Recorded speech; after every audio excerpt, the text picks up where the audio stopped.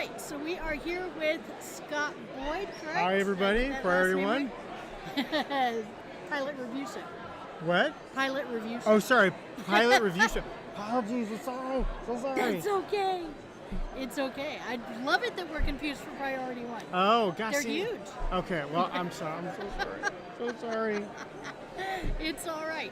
So tell our viewers what it is you do with Star Trek Online. I am the lead environment artist over on Star Trek Online, and I get to yell at a bunch of guys and tell them to get to work, and kind of run around and do a lot of meetings and whatnot, helping to kind of design our levels, making sure that they play well, making sure that our cutscenes for our game are working well with our animator, because I do cutscenes as well as working with the animator and do cutscenes as well as doing environment stuff. But yeah, we have a lot of things where we have to deal with schedules. We always have to deal with schedules. So making sure that everybody's on schedule with their stuff and making sure that, hey, looking at the schedule, do things need to be cut in order to make sure that we have the best experience for everybody? Also quality. So our big thing now is we want quality. We want everything to look as good as we possibly can. And so if things need to maybe we need to cut up a certain thing to allow for as much time for the artist to make quality stuff, that we do that. Definitely. I'll do I walk around every day and kind of like, hey, maybe shift that over a little bit, or that color feels weird. And every once in a while I get to do an environment myself. Any environment that you've done that we would... I did. So I worked on Victory is Life. So we were doing Victory is Life, and then you go to the ore processing station. Did you play that mission? I did. So the big long tower with the big movable platform, that was me. So it was a bit dark. That was a pain. Okay, yeah, I know. I mean, we designed. So when we initially laid it out, I didn't want it to just be, hey, I'm going to go do a straight line and just kind of have something just kind of clicky move. So I wanted to be I wanted to make your life heck. Yeah. So I wanted to make it hard for you. You wanted to make it hard for us. Yeah. So I wanted to, the idea of the movable platform, because we have certain technology. Look, if our engine could support all this cool stuff, I wanted to do all these crazy movable platforms, but unfortunately our engine has limitations, so all we could do is have a platform go up and down. But I wanted to make I wanted to make it hard for people. I wanted to make it challenging, where I have to go here, do this, move over here, do that. So working with the environment So we have to think about it a little. Right. That's what games are all about. You want them to I don't want it to be just easily click, move, click, move. This is true. So, but it had to allow for, the biggest thing is it needed to allow for a lot of room for gameplay, because with the new DS9 interiors, they were a little more accurate to scale with the promenade and stuff. Yes. But because they were more accurate to scale, that didn't leave a lot of room for fighting and combat stuff. So what we did is we said, okay, we're going to make special room areas to allow for that. So the big ore processing station was this big open area that allowed for you to fight the Herc. And I wanted the big thing I wanted was the reveal when you walk in that door and the door opens up and you see this big hole and the fire and everything. I wanted that moment, so we got that in the cutscene, which was great. Yes. I know it was a little dark. Was it too dark, you think, or? Oh no, I think it was okay. I managed to find my way around, and We used a lot of lighting. If you looked at we used a lot of lighting to kind of help direct people. It's follow the light area. There's a blue light there. Okay, go there. There's another blue light there. So you follow the blue lights as you get to the top. It's not even conscious. Right. So we're trying to use a lot of color and stuff to kind of help guide the player along. That's kind of the thing that we're heading towards doing, because a lot of games use that. Uncharted uses a lot of that with lighting to kind of help direct the player, rather than just having a thing that says go here. I mean, I want it to be let the player kind of figure these things out as they go. Yeah. So. Although I'll be honest, first thing I look for is big go here. Go here. Go here. Yeah. That is the first thing I look for. I know. We've trained everybody to kind of look that way, because that's kind of what we do. Is we have that big bouncy arrow. Yep. So, but if there's any way, I'd be curious to know what the fans think. If would they rather have the go here, or would they rather have I need to kind of figure things out on my own. I'm curious. Okay. Some sort of environmental effects. So MMO anthropology is saying some sort of environmental effect Yep. to give context is better than brightness or arrows. So in response to your Right. It's like, hey, there's a flashing light, or there's something moving in the environment What's that says that over I there? need to go over there. Yeah. Because there's a lot of games. There's a game called Half-Life 2, which is old, Right. but there's no maps. There's nothing. You as a player just have to figure it out. figure it out. And first they do a good job of kind of letting you know. You just And if you get stuck, then it's like, that's what the internet's for, to go watch a Yep. walkthrough and be like, oh, that's Somebody where I who's go. figured it out. There Right. you go. So Exactly. I think that's really nice. I think it makes Yeah.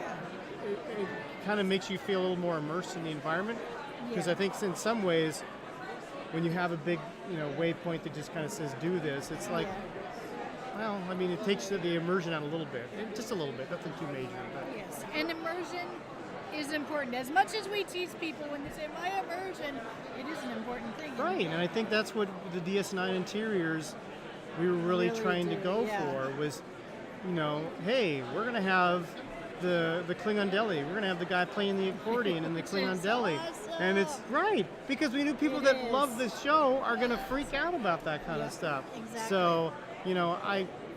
When Exactly. Nick, when he was building this stuff, Nick and Donnie, they had this big list of things that they said, we got to have. need I to want that. I readjust. want I'm that. s- Oh, Sorry, but I No. need to readjust because I'm falling off of this oh, chair. there we go. There we go. That's a little better. So we Okay. had this big to-do list, and Yeah. it was all like deli,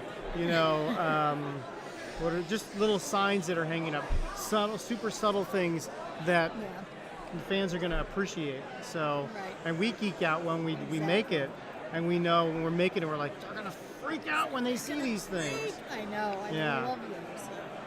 We really do love those Yeah. kinds of things.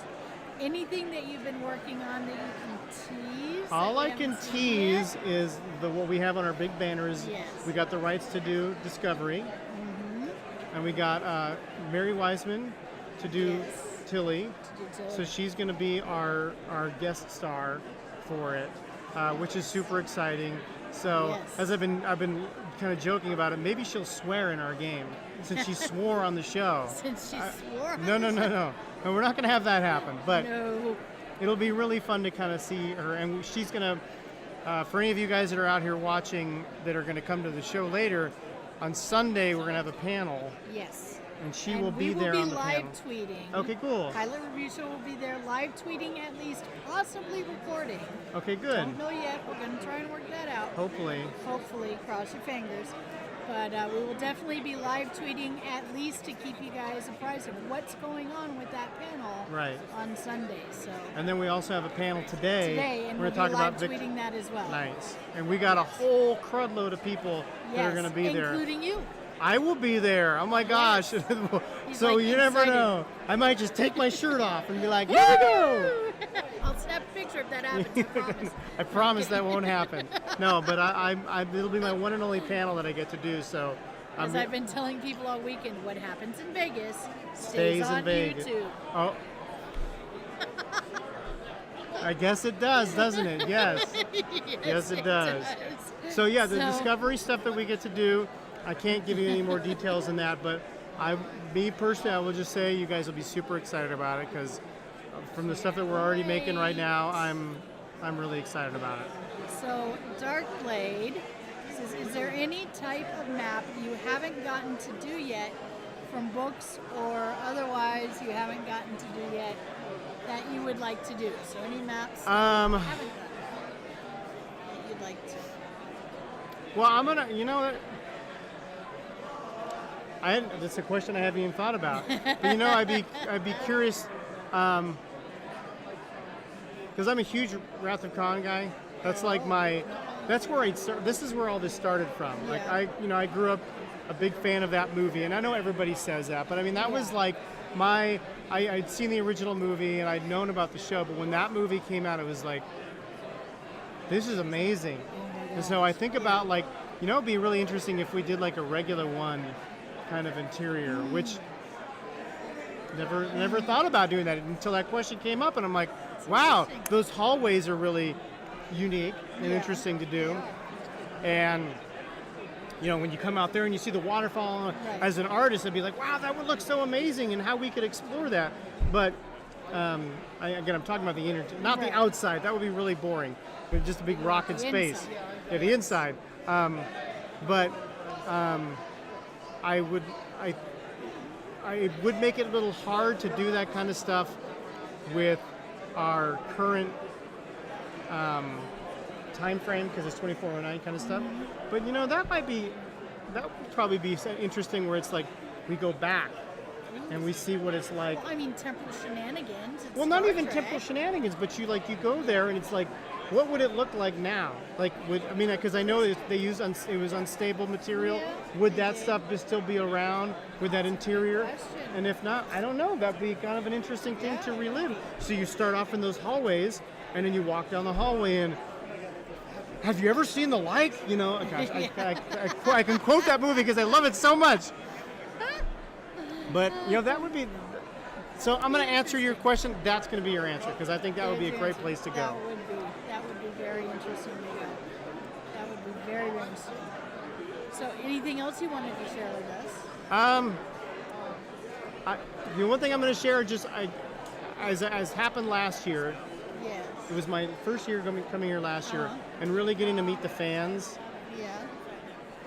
It really gives you a boost and an appreciation for what you do, on what I get to do on this project, because you really see how people love the game, how they love to play it, and it really makes it like when you get to work every day, you're like, dang it, I'm going to do the best I can, because those people love it so much, and I want to give them the best experience that they possibly can. And getting to hang out with awesome people like you, and I think it's just great. So, thank you, fans, for coming out and supporting our game, and being a part of the Star Trek Online. And we just love doing it, and we're just going to keep doing it as long as you guys want us to do it. So thank you very much. Keep doing it, believe me. And you know what? I'll add this: now that it's like there's been this kind of rebirth of Star Trek, the show, and they're talking about doing more shows. Yes. And you got Quentin Tarantino wanting to make a movie, and it's like, which will be interesting. And Patrick Stewart talking about coming back as I heard about that. I'm So like, it's just like, we got a whole lot of stuff we can do here. We can just keep making this as long as possible, man. So I'm just excited about that. So we'll see how things go. Maybe we'll get Quentin Tarantino in our game. That'd be great. Oh my God. Maybe we'll get him as I don't know. I think he might actually be one of those people that would do it. I actually agree. I think he would be one of those guys that would do it. He would do it just for the sake of doing it. And Yep. just create a character. I'm like, we got Ensign Terran, I don't know, whatever. We get Quentin, and that would be, oh my gosh, that would be so great. And we got another. Those pilots, they're languishing without being reviewed. Yes. Yeah, I know, but I heard something about like CW wants to do like a Starfleet Academy type Yes, I one, heard which would about be that, too. interesting. Yeah. I don't know. That'd be. We'll see how that turns All out. kinds of things being pitched. All kinds of ideas. stuff for us to just be like, Yes. all right, more content for us to make. Exactly. So, Exactly. We are definitely excited to see what you guys have coming up. yeah. So, yeah, definitely thank you for stopping by. Thank you for letting me be on your show. Yes. Love you. Have a great day, guys. Okay, see you too. later. Bye. Bye. Thanks.